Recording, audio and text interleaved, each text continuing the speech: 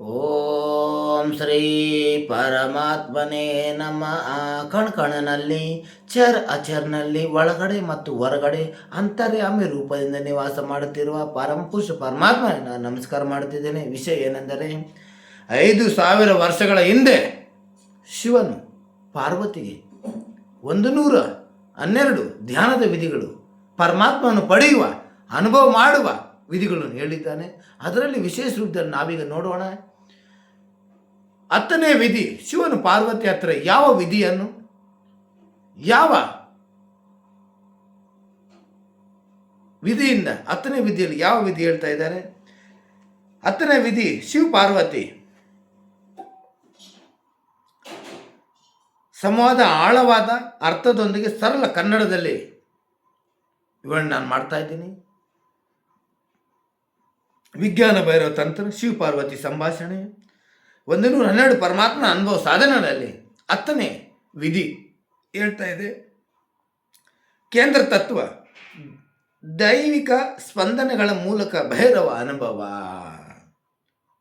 ದೈಹಿಕ ಅಂದರೆ ಏನು?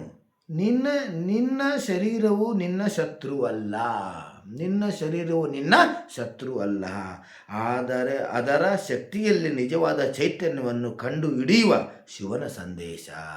ನಿನ್ನ ಶರೀರ ಐತಲ್ವ, ಇದು ನಿನ್ನ ಶತ್ರುವಲ್ಲ, ಅದರ ಶಕ್ತಿಯಲ್ಲಿ ನಿಜವಾದ ಚೈತನ್ಯವನ್ನು ಕಂಡು ಹಿಡಿಯುವ ಶಿವನ ಸಂದೇಶ ಆಗಿದೆ. ತಾತ್ಪರ್ಯ ಇದಾಗಿದೆ. ಏನು ತಾತ್ಪರ್ಯ ಅಂದರೆ, ಶಕ್ತಿ ಯಾವ ರೀತಿಯನ್ನು ಶಕ್ತಿಯನ್ನು ನಿಜವಾದ ಚೈತನ್ಯವನ್ನು ಹಿಡಿಯುವುದು. ಸಾಮಾನ್ಯವಾಗಿ ನಾವು ಶರೀರವನ್ನು ನನ್ನದೇ ಅಥವಾ ನಾನು ವಸ್ತು ಎಂದು ನೋಡುತ್ತಿದ್ದೇವೆ. ಸಾಮಾನ್ಯದಲ್ಲಿ ನನ್ನ ಶರೀರವನ್ನು ನನ್ನದೇ ನಾನು ವಸ್ತು ನೋಡುತ್ತೇನೆ. ನೋವು, ಸುಖು, ಆಕರ್ಷಣೆಗಳು ಅನುಭವಿಸುತ್ತೇವೆ.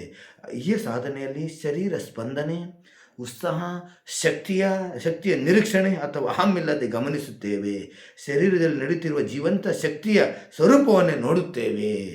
ಅವರು ಸಾಧನೆ ಮಾಡಿ ಯಾವ ರೀತಿ ಸಾಧನೆ ಮಾಡಿ ನಾವು ತಿಳಿದುಕೊಳ್ಳಬಹುದು? ಯಾವ ರೀತಿ ಅಂದರೆ, ಶಾಂತವಾಗಿ ಕುಳಿತುಕೊಳ್ಳಿ ಅಥವಾ ನಿಂತುಕೊಳ್ಳಿ, ನಡೀತೀರಿ ಅಥವಾ ಯೋಗಾಸನದಲ್ಲಿರ್ಬೋದು.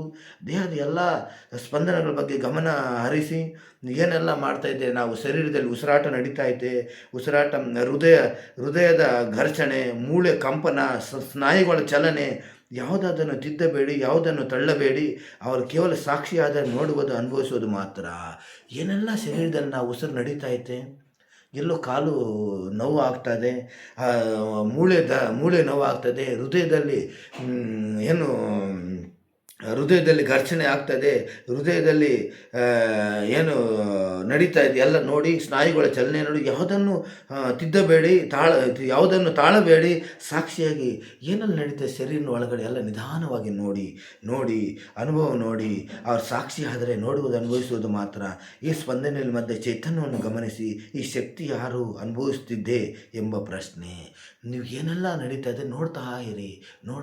ಆಗ ನಿಮಗೆ ಪ್ರಶ್ನೆ ಉತ್ಪನ್ನ ಆಗ್ತದೆ, ಈ ಶಕ್ತಿ ಯಾರು ಅನುಭವಿಸ್ತಿದೆ ಅಂತ ನೋಡಿ. ಸಾಧನೆ ಪರಿಣಾಮ ಏನು?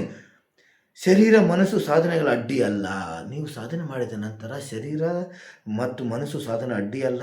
ದೇಹವು ನಿಚ್ಚಲವಾಗಿದೆಯೇ ಅಥವಾ ಚಲಿಸುತ್ತಿದೆಯೇ?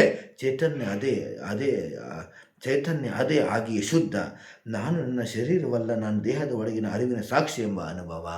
ನಾನು ಶರೀರ ಅಲ್ಲ, ನಾನು ದೇಹದ ಒಳಗಿನ ಅರಿವಿನ ಸಾಕ್ಷಿ ಎಂಬ ಅರಿವು ನಿಮಗಾಗ್ತದೆ. ಇದನ್ನು ನೀವು ನಿರೀಕ್ಷಣೆ ನೋಡಿದಾಗ ಅದು ಕ್ಷಣವಾಗಿ ಭೈರವ ಸ್ಥಿತಿ. ಅದೇ ಕ್ಷಣದಲ್ಲಿ ನೀವು ಭೈರವನ ಸ್ಥಿತಿ, ಇದರಿಂದ ಪರಮಾತ್ಮ ಪಡೆಯುವ ಸ್ಥಿತಿ ನೀವು ಹೋಗ್ತೀರಾ.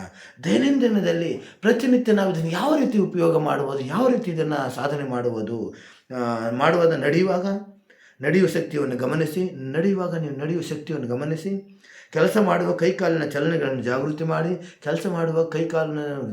ಮಾಡಿ. ಅವರು ನೋವು ಅಥವಾ ಆರಾಮದಲ್ಲಿ ಶಕ್ತಿ ಸ್ಪಂದನೆಗೆ ತುತ್ತಾಗದೆ ಗಮನ. ಅವರು ನೋವು ಆದಾಗ, ಆರಾಮದಲ್ಲಿದ್ದಾಗ ಶಕ್ತಿ ಅವರ ಸ್ಪಂದನೆಗೆ ತುತ್ತಾಗದೆ ಗಮನ. ಅವರು ಶಿವನ ಸಂದೇಶ ಸಾರ ಇದಾಗಿದೆ.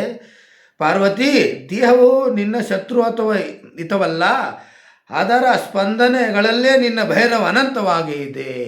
ಶರೀರವು ನಿನ್ನ ಶತ್ರು ಅಲ್ಲ, ಹಿತವೂ ಅಲ್ಲ. ಅದರ ಸ್ಪಂದನೆಗಳಲ್ಲಿ ಎಲ್ಲಿ ನೋವು ಆಗ್ತಾಯಿದ್ದೋ, ಎಲ್ಲಿ ನಾವು ಉಸಿರು ನಡೀತಾ ಇದ್ದೋ, ಎಲ್ಲಿ ನಮ್ಮ ಚಲನೆಗಳಾಗ್ತದೋ ಅಲ್ಲೇ ಇದೆ. ಓಂ ಶ್ರೀ ಪರಮಾತ್ಮನೇ ನಮಃ.